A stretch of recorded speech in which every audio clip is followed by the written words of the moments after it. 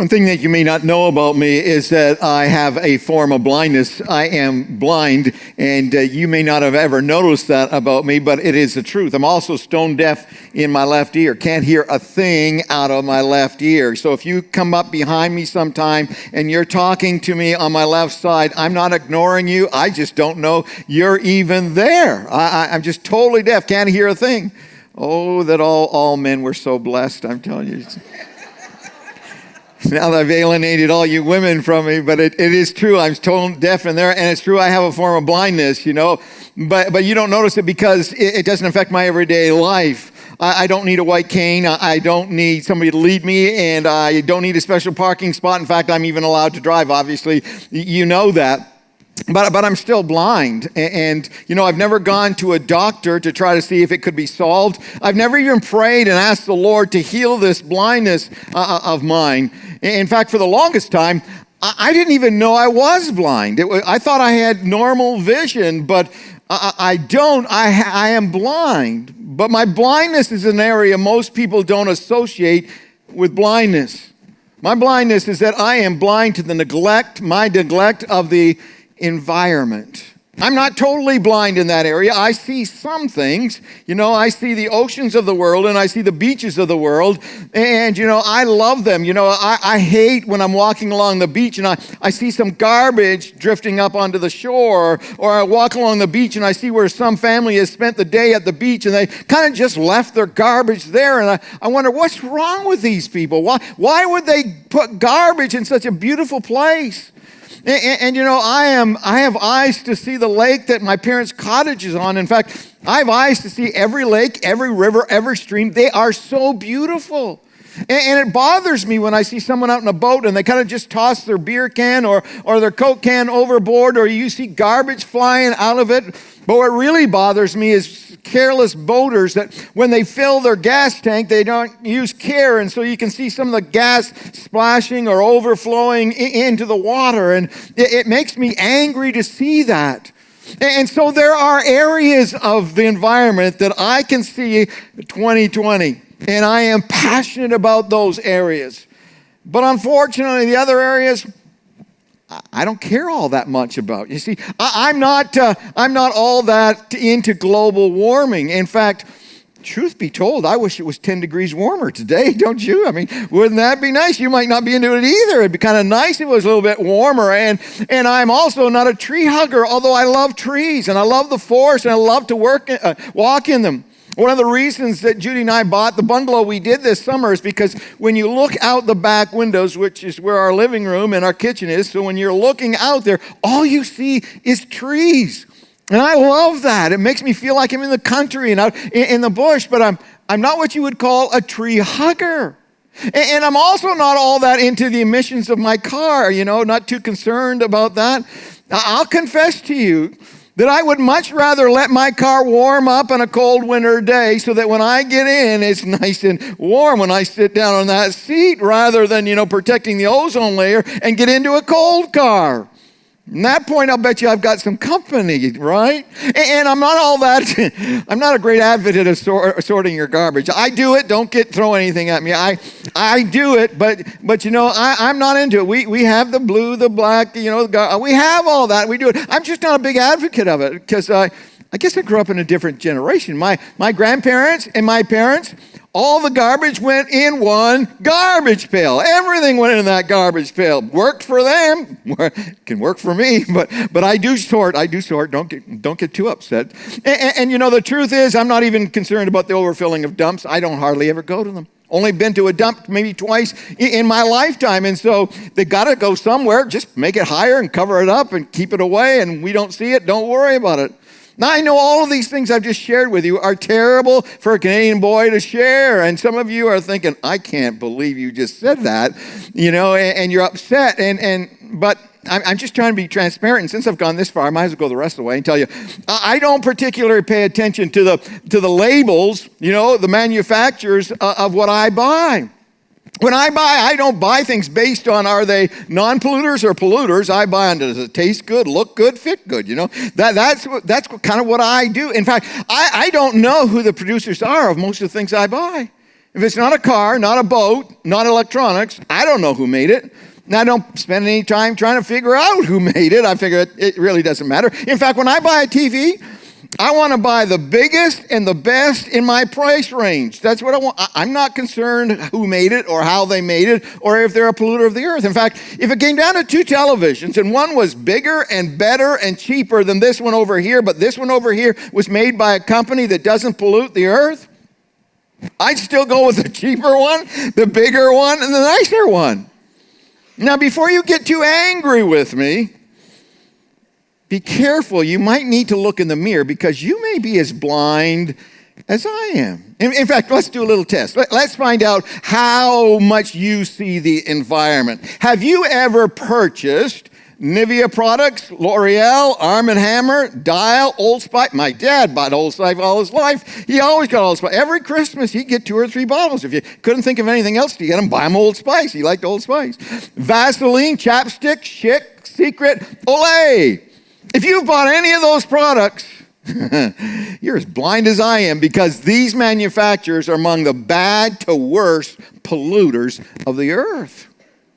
Feeling a little uncomfortable? Some of you think, good, I don't buy anything on that list. Well, what about this list? Have you ever bought Victoria's Secret? Guess.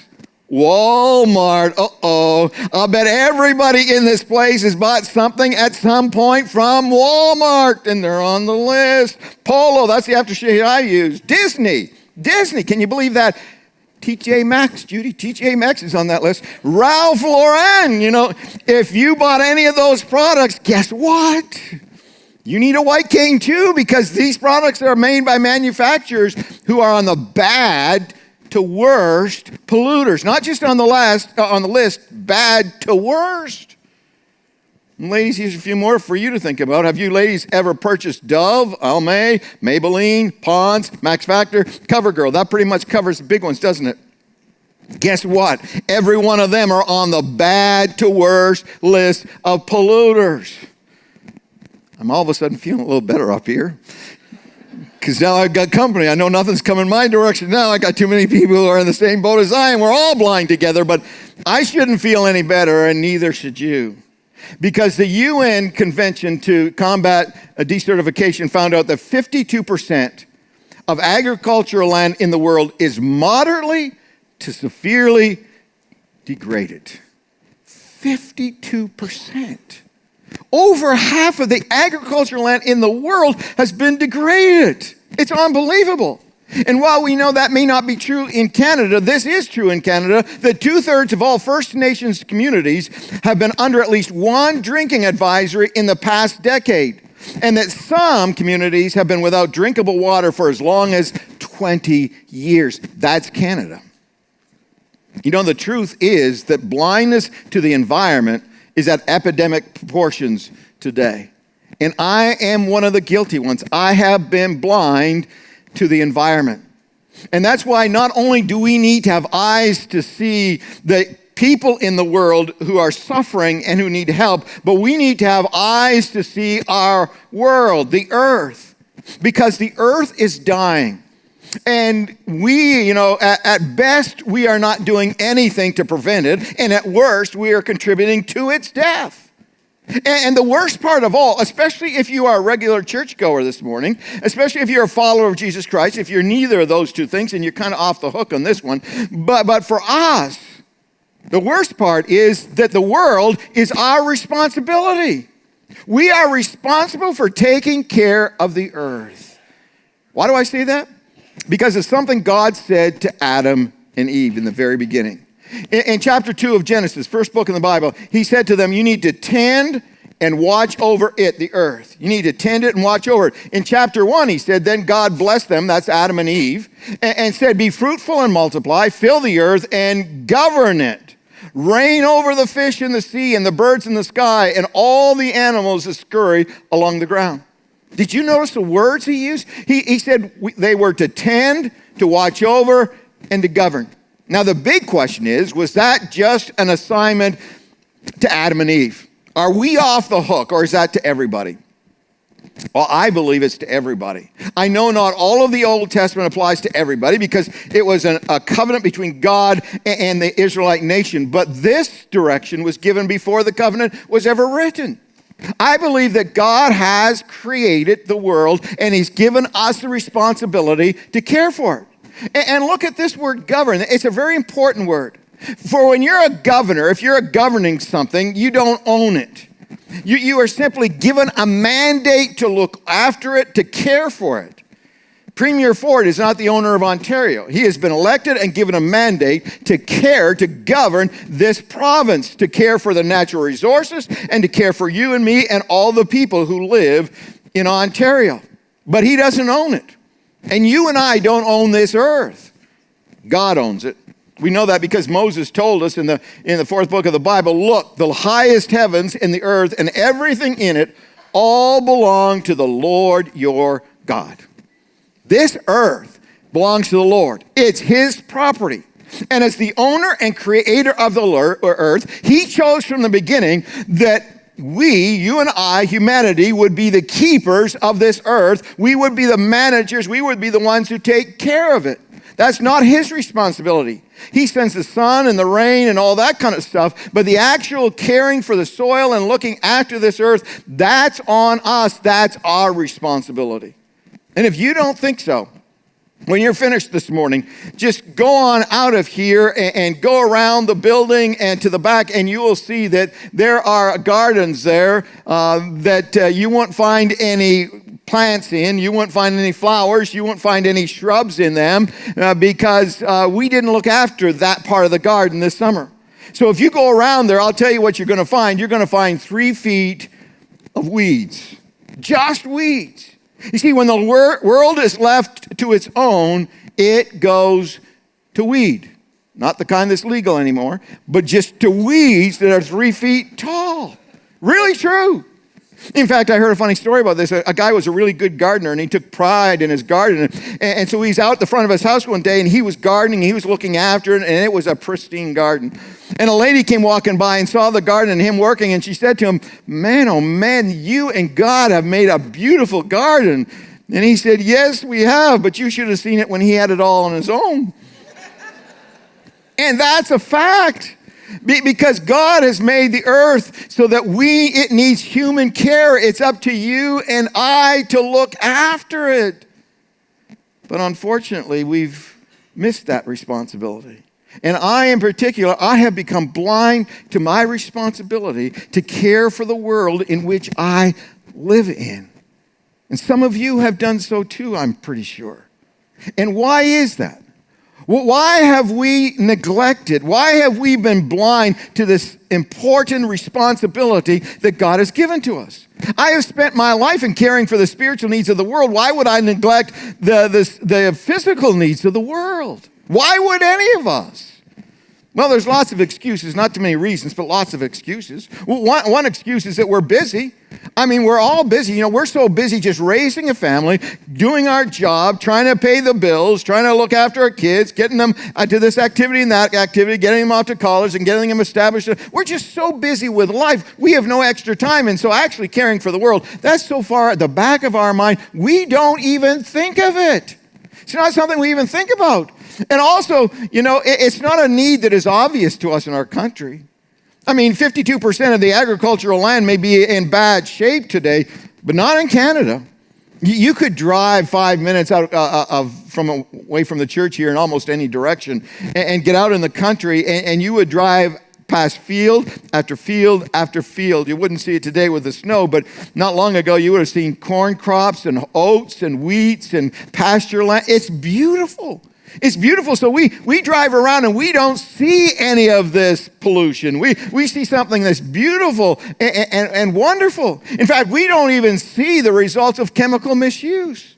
Some of these companies that produce the things that we use, you know, poison the earth and poison water, and it results in kids and adults being poisoned and getting cancer and other diseases. We don't see that in our country. It's not there. We've been spared. Our view is very narrow. We have a very narrow view of the world. And the part of the world we get to look at is among the best. It's pure, it's beautiful, it's clean, it's unbelievable. We just don't see it. So when you ladies put on oil of Olay, however you do that, I don't know if it's rubber, I don't know. When you use that stuff, I'm sure it's the farthest thing from your mind that some kid may be suffering right now because of the manufacture of the product I'm putting on. And us guys, when we shave in the morning with Schick razors or Schick shaving cream, we're not thinking, with every stroke, this might hurt some kid. This might hurt some family. This might destroy part of the earth, though people who made this thing. We don't think of that because we can't see it. And so we think about, not sorting our garbage and letting the water run and all the other things that we do. We think that's just a drop in the bucket. Will it really make any difference in the world if I don't sort my garbage? Will it really make any difference if I let the water run? Will it really make every difference if I buy products from manufacturers who destroy the earth? Will it really? One little person can't make any difference. And so we have all these excuses why we can ignore the earth that God created. But I think the number one reason why we neglect and why we're blind to the environment is because we don't see ourselves as the managers of this earth. We don't realize that God has called us and commanded us to take care of it and look after it and tend it. You see, we're consumers in so much part of our world. We consume everything. So we kind of look at the world the same way we consume the world. The world was made for us, not us for the world. And we're supposed to use it. We consume it. We're not supposed to look after it. We just don't see it that way. And so, we also think if you're a churchgoer, if you're a follower of Jesus Christ, you also are probably thinking in the back of your mind, a lot of those, real strong environmentalists, those green folks, a lot of them kind of worship the earth and worship Mother Nature. And we as believers, we worship God. We don't worship creation, so we don't have to worry about it so much. And if you're a follower of Jesus Christ, you know that in the Bible it says that eventually the world will be destroyed with fire. So if it's going to be destroyed by fire, who cares if you sort your garbage? Who cares if you pollute a little bit in order to get something you like? What difference does it really make? Well, it's the same reason you take care of your car. What's interesting about cars is, no matter how expensive your car is or my car, how inexpensive it is, doesn't matter what the price is. All of our cars are going to end up in the same place, in a scrapyard someday. They'll flatten it down, rust it out, no good, doesn't work. They're all going there. And yet we take care of our cars. We change the oil, we repair it, we try to keep it as in good shape as we can for as long as we can. And that's what we need to do with the earth. We need to keep it as in good shape and as good as possible for as long as we possibly can, especially when you consider the fact that God has asked us to tend it, that He's made us the gardeners of His garden. We need to do that. We all need to have eyes to see our responsibility to take care of the world, to take care of the earth. But what would that look like? If you and I all were really wide open-eyed to the environment, if we are really caretakers of the earth that God's given to us, what would that look like? That's kind of the scary question at the back of a lot of our minds. What's that going to make me if I do that? If I become that kind of a person, does that mean we all have to join the Green Party? No more conservatives, liberals, or NDPs. We're all green, because that's what we should be for. Does it mean we're going to become card-carrying members of Greenpeace? Does it mean we all have to live off the grid? No more electricity, no more that kind of, no, none of those things? Does it mean we all have to drive electrical cars? Well, that one might be a good one, but no, it doesn't mean that, not necessarily. God doesn't expect us to go to extremes. We don't have to be radicals in order to take care of the earth. I think for the most part, we already know what it means to take care of the earth. It means we have to turn off the lights when we're not using and don't leave them on. It means to reuse paper. If the paper's been used on one side but the other side's unused, use it for notes. Don't throw it out just because one side's been used. It means to turn off the water when it's not being used. When you brush your teeth, don't leave the water running the whole time. Just turn it off and turn it on when you need to. That's something I had to learn to do. Allan, sort your garbage. I don't care if I'm an advocate or not. I got to sort my garbage because this is part of what it is. We need to walk as often as we can. Instead of taking our cars, take public transit. We need to care for the lakes, the rivers, the streams, and we need not to litter. These are some of the basic common sense things that we just need to do. And one other thing we need to do is we need to go online and find out What companies, what products are made or manufactured by companies that actually care for the earth and don't pollute it? It's not hard to find. You can go out to this website. There's actually a word missing here. It's www.betterworldshopper.org. betterworldshopper.org. And you can go out onto that website, and there's lots of them. And they'll tell you. That's where I got the list that I shared with you earlier. They've got a list from A, excellent, down to F. And the ones I shared with you are all in the E or F category. We can find out what they are, and then we can just buy and use those products that are helpful to the earth, not destroying the earth. And you want to know something? There's a lot of them. I was amazed when I looked. Avalon's one, Speed Stick's one, Menon, Aveeno, Neutrogena, Estee Lauder, Purell, Abercrombie & Fitch, Calvin, Klein, Levi's. Yep, Levi's. I'm good. Johnson & Johnson. These are all just some of the companies who take care of the earth when they manufacture their products. And we need to buy from those kind of companies. The bottom line is God's not expecting us to be radicalists. He's not expecting us to be extremists. But he is expecting us to have eyes to see the garden that he gave to us. Eyes to see the garden that he gave to us. We need to pray and ask God, open my eyes to see this world as a garden that you've entrusted me to take care of. Because I'll tell you, when our eyes get opened and we really have eyes to see the world as this beautiful garden that God has given us and given us the responsibility to be the gardeners, the tenders of it, it changes everything. It changes your approach to everything, how you use the world. I can tell you that I see every scrap of paper. I see every crumpled up coffee cup. I see every can that's in our parking lot and on the grounds of this building. I see every scrap of paper that's not in a garbage pail in this building. I see scuffs on the wall. I see all of those things. I don't try to, I just do, because I love this building, and I realize I have a responsibility, along with you, to make this building irresistible to our guests that come here. And I know something else. The way we treat the property here, the way we treat this building, it actually reflects on what we think of Jesus. He's given it to us. He's called us to take care of it. And if we are taking care of it, it's showing that we respect him and we value what he has created and what he's made. And I also believe that how we treat the earth reflects on what we think of Jesus. Really does. Because it's his world, not ours. He created it, and he created it for us to use, but to take care of it.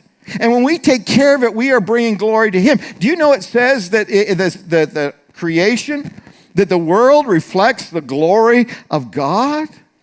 So if I don't take care of that, that hurts that revelation to people in the world. They won't see it. And so we need to take care of it. And when we have our eyes open to see that this is God's world and that he's given us the responsibility to take care of it, I'm telling you, things will change. We'll fall in love with the world. We won't worship it, but we'll love it. And we will just naturally want to take care of it and use it to the best of our ability.